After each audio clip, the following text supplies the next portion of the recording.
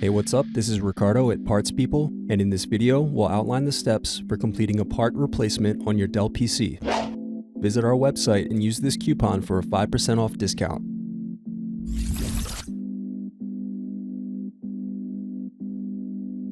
Slide tabs outward to unlock and remove battery.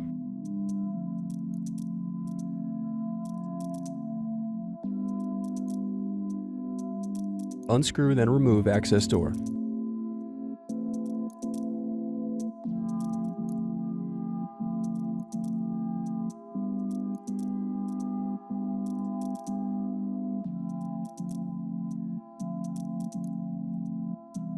Then unscrew and disconnect card.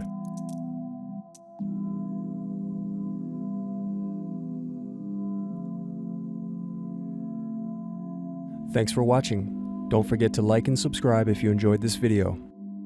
And if you need more, check out this playlist to watch other tutorials for your laptop. You can also click here to find parts for your laptop at partspeople.com.